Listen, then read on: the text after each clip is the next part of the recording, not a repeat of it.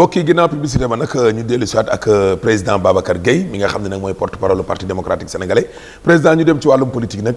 gis nañ fi jamono yële ñu génn président bu France dem fi ci ay enquêteurs ci police française boobu noonu ci daal am xaalis woo xam ne nga ko tudd ca digganteem ak Libye di Nicolas Sarkozy ñu bëree bëri nag wax na ci jamono jooju tamit Ablaye Wade it loolee laale woon na ca mooy coow Libye ba ñu bëgg a xam position parti bi ci loolu. xam nga bu fekkee ne kiy wax nee na moom moo nekkoon conseil wu maanaam Kadhafi yàlla na ko yàlla yërëm. te moo nekkoon diggante Kadhafi ak Nicolas Sarkozy ba ciy tudd d'après li ma lire ci journaux yi président Abdoulaye Wade mais kooku est-ce que waxam dina crédible nit koo xam ne yow sa liggéey mooy jël alalu benn réew di ko jox ki nga xam ne réew mi nga bokk wala réew moo xam ne dafa nekk xaritu sa réew moomu est-ce que kooku sa wax dina crédible à supposer que li mu wax sax nit ci mën ci ne mu nekk naka la mun nekkee Sarkozy di jël xaalis di ko jox Abdoulaye Wade ci ban sens or dañ waxoon ne président Abdoulaye Wade dafa xeex Kadhafi or Abdoulaye Wade bi nga xam ne crise commencement bi xaritam la woon mais après bi crise bi amee ñu gis ko mu dem Benghazi ak ba sàkku ci Kadhafi sax pour mu bàyyi libéré ndax dëkk bi mën a yeewee ko yooyu. mais loolu tam xarit bu ne dafa jaaxaloon ñu bari de. mais xamuñu situation ba nekkoon Libye guerre entre waa Libye ak Libye bu fekkee ay gan dugg nañ ci boo demee dafa am ñu leen armé parce que fii rébellion boo gis rek am na ko jox xaalis am na ko jox ay armes président gisoon na ne situation bi demoon na ba ñuy rey ay femmes ak ay enfants en Libye président gisoon na ne dem nañ ba waa Libye ñu ngi reyante seen bopp ngir lu tax Kadhafi moom mooy gérer pouvoir bi Kadhafi nekk koo xam ne quoi qu'on dise yàgg na ci pouvoir démocratie kenn mënu ko wax ne quand même am na Libye président xam ni kii xaritam la xam ne tubaab yi décidé nañ ba ñu décidé ne dañuy attaquer Libye bombarder Libye autant maanaam mooy américains yi ak européens yi jël dogu ak Angleterre ne dañuy attaquer Libye pour bombarder ko pour génne Kadhafi booba le président jàpp ne daf leen ñaan ne leen may leen ma comme man kii sama xarit la te africain la te man luñ laal doomu Afrique daf may laal da ngeen may ma dem jéem a dem convaincre ko pour jéem a seet lu ñuy trouver solution s'il faut qu'il quitte le pouvoir mun na quitter le pouvoir parce que li am solo mooy dundu Kadhafi moo ëppoon njëriñ deew Kadhafi te tey fi ñu toll Kadhafi dem na ko yàlla yërëm te Libye ngi ci coow. tey la gën a loolu la Abdoulaye doon bañal Afrique. Abdoulaye c'est un panafricaniste moo taxoon mu dem te mënul dem ci réew moo xam ne réewu guerre la te duñ assurer sécurité am. kon daal xaalis bi laale wu ci dara. mënut a ne mais kan moo ko koy jox ku ko jox xaalis. est-ce que Kadhafi mi nga xam ne moom la demoon di ko wax ne ko demal moo ko jox xaalis wala est-ce que Sarkozy mi ñu joxoon moom pour mu dem def campagne moom moo jël ci xaalis boo jox Abdoulaye Wade loolu war naa mun leerlu et puis Abdoulaye Wade quoi qu'on dise ci wàllu alal man fii mun naa la certifier ni Abdoulaye Wade bi mu nekkee président de la République amul compte bancaire la mu amoon ci compte mooy xaalis bu nga déggoon ne Karim Wade moo ko tijji Monaco fii may wax ak yow fii Abdoulaye Wade bu ñu ko joxul indemnité ancien président du lekk mun naa ko waat laa wax. Abdoulaye Wade ci boppam Ahmed Aïdara xam nga Sénégal yi dañu xamul koo xam ne nee na bi muy génn réew mi ñaat dërëm yoru ko te nit ñi mënuñ gëm loolu xaalis bi mu amoon te buru Màkka mayoon ko pour dimbali ko pour ak dundam après président nekk gën a yomb di yëngali ci xew bañ jaar def ko ci ay deal yàq xaalisam ba muy porter plainte ki nga xam ne moo jëloon xaalisam boobu président Abdoulaye Wade bu ñu dem campagne électorale bu yoroon alal est-ce que dina jaay ay biens pour ñu jox ñu dem campagne. dafa jaay ay biens. dafa jaay toolam bi nekkoon Malika genn wàll gi la njëkk a jaay. élection député yi passé. déedéet 2012. 2012 génn nguur rek di jaay sa alal kon kay kon xanaa li nga yor fu mu ne te ñëpp xam nañ suuf nu mu amee valeur fii ci Sénégal ñu dawal ba ñëw élection locale amatuñ xaalis Abdoulaye jaayaat genn wàll gi pour jàppale ñu mooy élection yi nga mujj génn nii yemu ca xam nga déggoon nga fi projet fii suñ projet bii nekk ci permanence bi à côté terrain bii nga xam ne PDS moo ko moom président dem na ba ne comme amu leen xaalis du ngeen jéem a seet partenaire boo xam ne dina leen dimbale ñu jéem a seet nu ñu koy tabaxee wala s'il le faut genn wàll gi ngeen jël ko ngeen dagg ko ngeen jaay ko pour mën a dem campagne Samuel Sarr mu ngi may dégg man xam naa ne am na rôle yu mu joué parce que moo yoroon lépp lu jëm ci Afrique finance pour ab jàppale président Abdoulaye Wade wutal ko ay partenaires financiers ñooñu tey am nañ loo xam ne ñoo ko moom suñu alal ku mel noonu da nga am dërëm yàq der mais ak duñ ne Wade kay xanaa toll na foofu quand même. dama ne Abdoulaye dama ne heure bii la Abdoulaye bu fekkee jotul indemnité am laax du añ man maa la wax loolu mun naa ko certifier parce que quand même jege naa ko. yow mais kon li ñu leen di tuumaal nii yëpp waa PDS Abdoulaye Wade ak doom ji et cetera. xam nga ci ay milliards. wax bëri lépp alalu réew mi nag. déet alalu réew mi xëjul ci maanaam jëfi Ablaye Wade jëfam yoo xam ne wër nañ ne moo ko def waxu mën a état Sénégal moo ko def mais comme li ñu daan wax Ablaye Wade maye na lii Ablaye defal nii diw sàngam Ablaye defal na nangam sàngam Ablaye Wade alalam li nga xam ne da ko doon maye li ci ëpp laax bu dépassé fonds politique yi nga xam ne yàlla loi moo ko jagleel ay pexem ci ay relation moo daan indi muy yor di séddale xam nga lu mu daan wax ne man bëgg naa lépp lu ma yor ma séddu ko askan wi ci naka Ablaye bu daan jox nit 10 millions man des fois dama ko daan naan président kii 1 million la laaj doo ma dimbali nga bàyyi ma man en tant que directeur de cabinet politique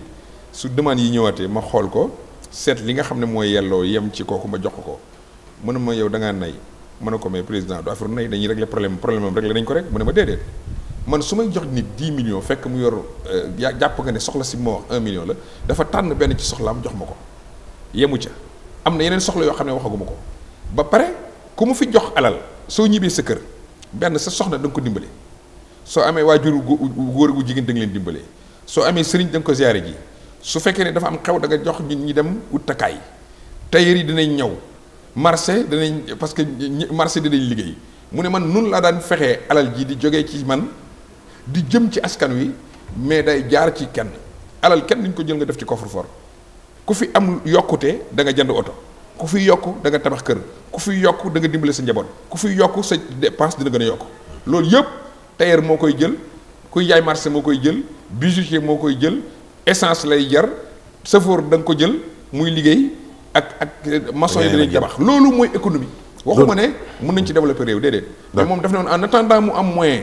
investissement yu doy pour que Sénégal yëpp di am revenu la nga xam ne am na ko ci par ay fonds diplomatiques dina ko jàppale nit ñi dina ko mën a jàppale doomu aadama dina ko jàppale doomu aadama processus électoral bi nag président taxaw na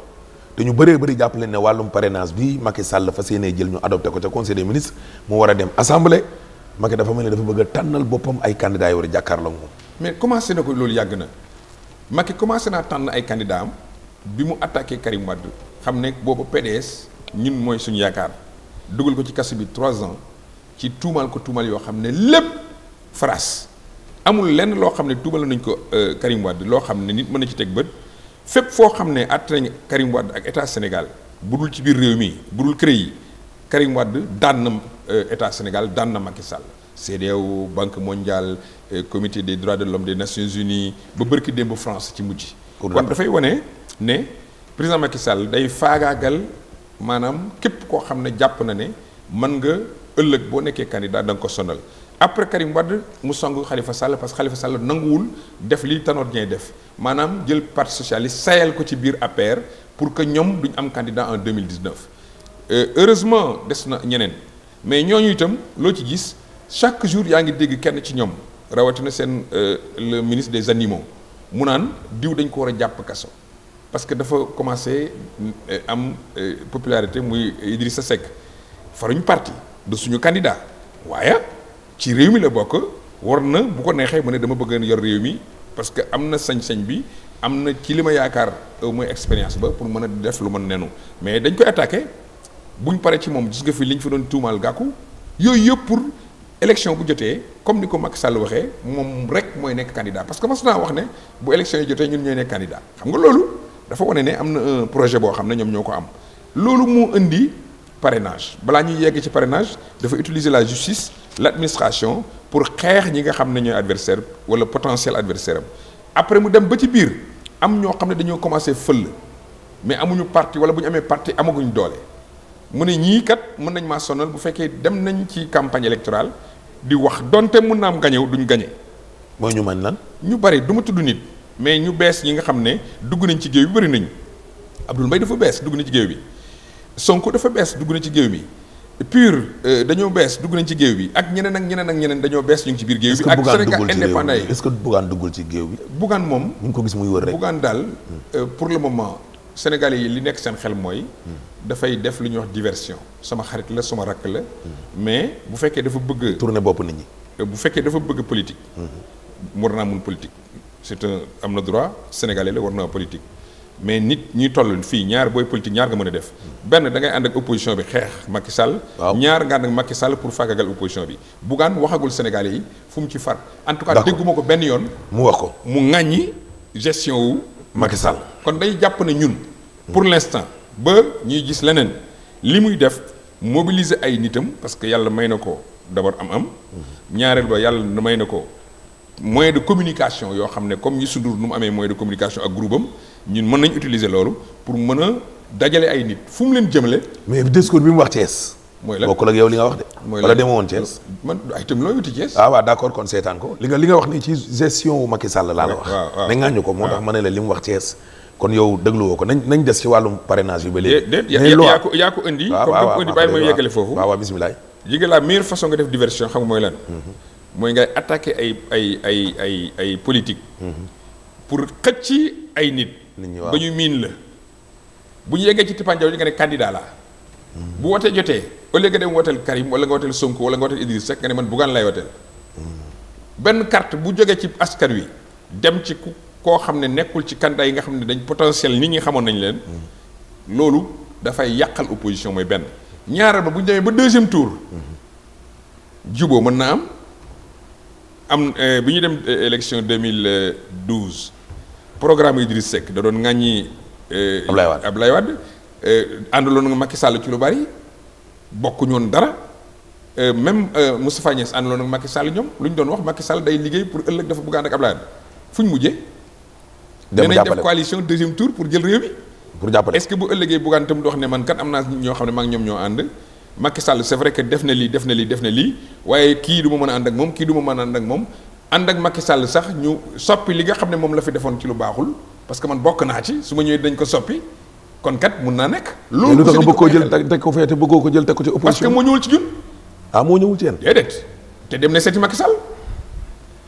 bu ñëwoon ci IED initiative pour des élections démocratiques di xeex pour lu bees. ñu ne kon ci askan wi la bokk. mais comme dem na seeti Macky Sall bind nañ ko kenn démentir ko wax nañ lañ wax kenn fekkewu ko. bu xëyee ne cërëj ci mbir mi damay jàpp ne ñun àndul ak ñun. waxuñ ne dafa ànd ak kee de mais àndul ak ñun. beneen bi mooy parrainage. waaw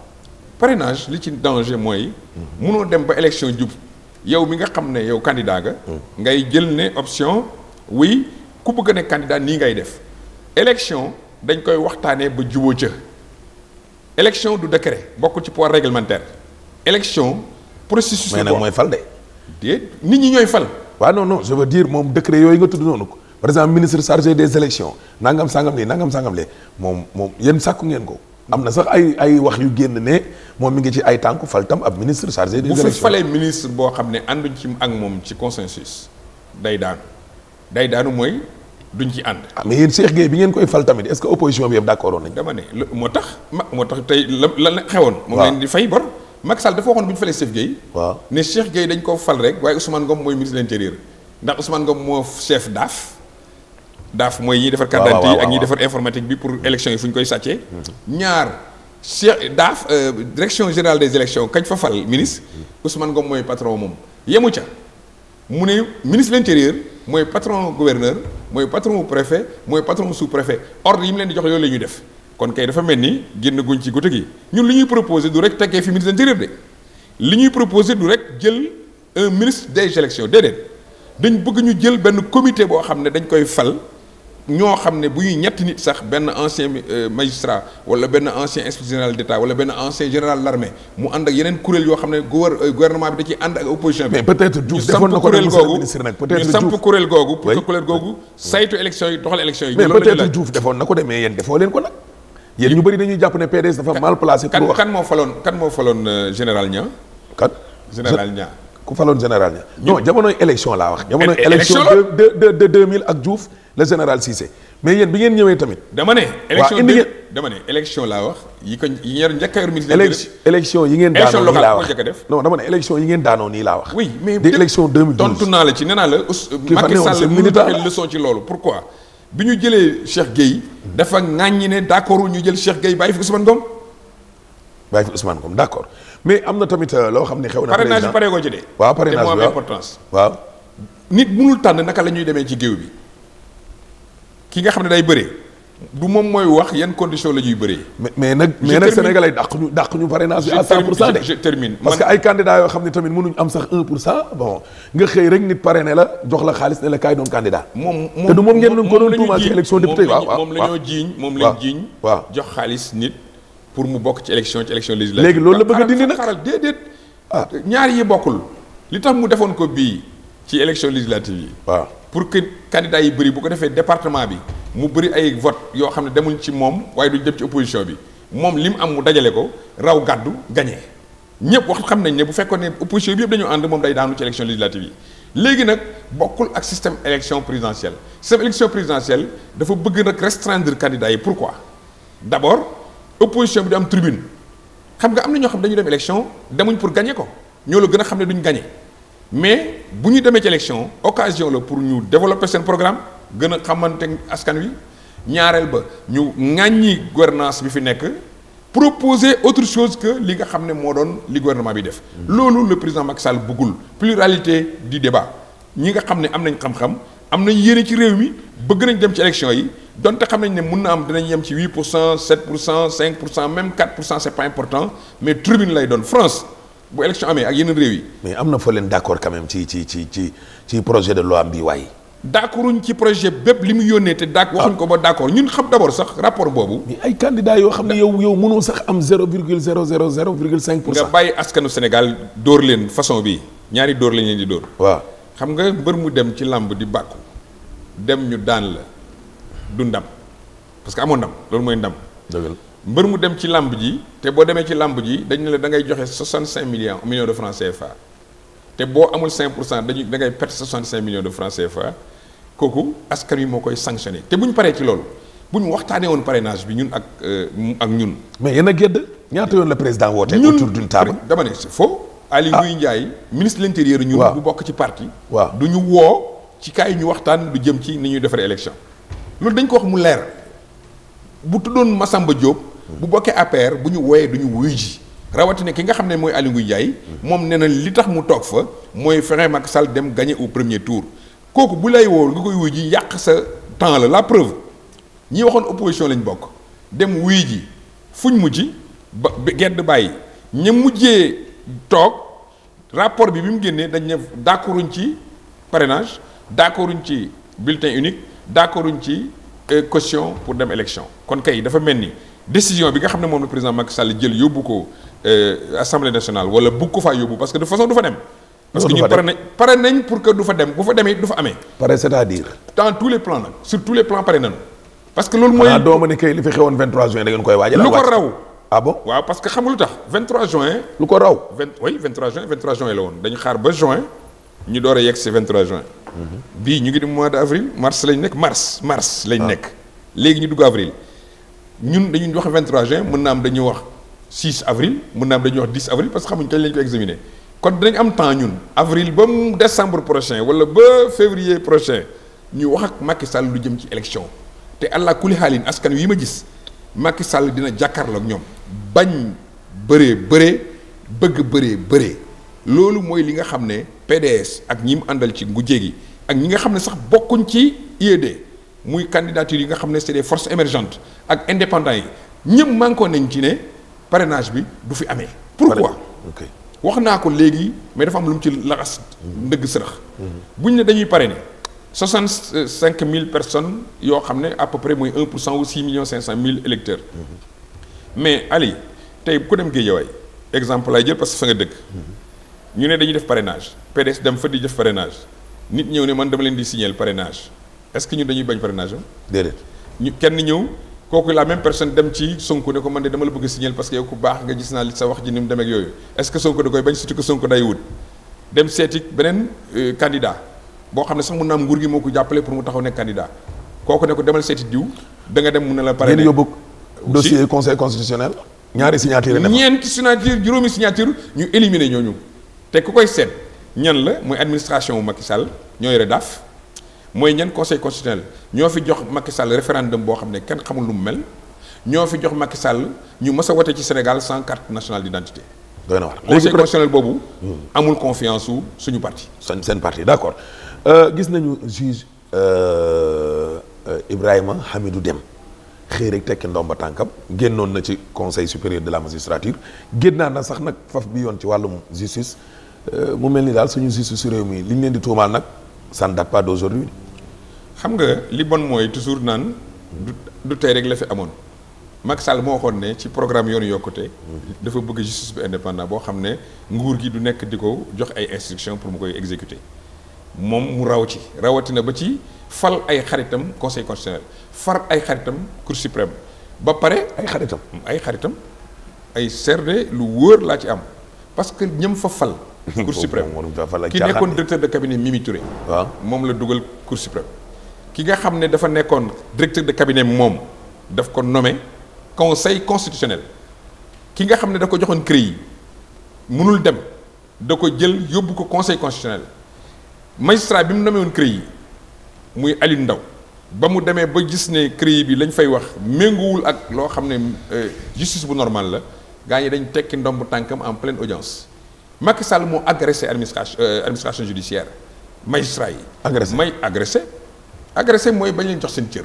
mooy di leen teg loo xam ne dañ koy tegoo hiérarchie bi maanaam ña ca kaw a kaw bu fekkee ñoom lay waxal te ñooñu lu mu bëgg ñu def ko magistrat yi nga xam ne ñu ngi ci biir magistrature bi te dañoo bëgg ñoom def seen liggéey ni mu gën a sellee seen xol day tooy mais par réserve. kon yow pour yow li juge dem def nii daal. dama ne Téliko bi jiite magistrat yi. nee na li juge def dem moom personnellement moom la engagé dina métti trop magistrat yi waaye nañ xam ne li juge dem di ŋàññ magistrat yu bari ci biir ñu ngi mu métti leen waaye dañ defagul li nga xam ne moom la juge dem def juge dem wane na boppam ci conseil supérieur de la magistrature ndax bu ñu fa doxalee loo xam ne méngul ak yoon da ko njëkk a ŋàññi ba pare bàyyi gor noonu lay def boo d'accordul da nga koy wax bii itam acte bi mu posé c'est un acte patriotique en tout cas man dama koy saluer dafa wane itam ne magistrature bi comme ñun ni ñu ko doon waxee opposition ni ñu ko doon waxee biir PDS ci procès Karim Wade ak ñi nga xam ne dañ leen di mbutt xatal te ñu bokk ci ñun ñi nga xam ne dañ farag Macky Sall ñu commencé woon leen càmbar sax ñu bàyyi leen dama ne ñooñu kii li mu def wane ne ñun am nañ dëgg ci président Macky Sall Sénégal yëpp aussi commencé nañ am problème ci magistrature bi parce que quand même réew mi pour mu nekk ci jàmm pour que démocratie baax pour que mu am une gouvernance vertueuse et sobre il faut que ñu am des magistrats yoo xam ne seen aqulay taala moo tax lu ñu àtte parce que yàlla moom àtte mu jagleel ko ay nit ci kaw suuf ñooñu nañ xam ne œuvre bi ñuy def c'est une œuvre divine nañ ci def li gën a sell juge dem kooku dafa wane boppam ci ne Sénégal par force dinañ am justice bu indépendante te moom bu ko jaree moom mu sacrifié wu te lii mu def sacrifice bi gëm naa ne dafa tàmbali bu amul beneen magistrat bu démissionné da nga dégg beneen magistrat bu jël position par rapport ak magistrature ni muy doxee magistrature ni muy doxee nag taxul ne magistrat yëpp a bon déedéet administration justice bi nga xam ne ministre de l'intérieur ministre de la justice moo koy gérer moom mooy wax procureur defal lii mu def bàyyil nga bàyyi jàppal mu jàpp tëjal nga tëj tëjil nga tëji dama ne ñooñu ñoom bokkuñ ak ñi nga xam ne ñooy magistrat yi bëgg tey ñoom seen seen der set ay Sénégalais lañ comme ñun ñoo bokk lu ñu yaree ñoo bokk juddu ñoo bokk fu ñu màggee ñoo bokk lu ñu bëggee suñu réew mais amuñu possibilité wane seen njub ndax teguñ leen ci magistrature boo xam ne ku fa bokk mën ngaa jubal parce que boo jubalee ñu dal la comme ni ñu dalee ci Tiko est-ce que xam nga tax ñuy wax dem juge dem magistrat du siège la woon mooy ñiy àtte mais comme dafa juboon day àtte dëgg rek et puis li muy wax li mu gëm da koy wax mooy surtout seen réunion conseil supérieur de la magistrature bi amoon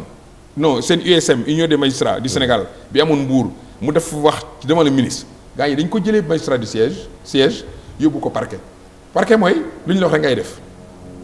ba mu fa demee mu xat ci moom mais mu teggi ndopp tànkam mu daal di bàyyi d'accord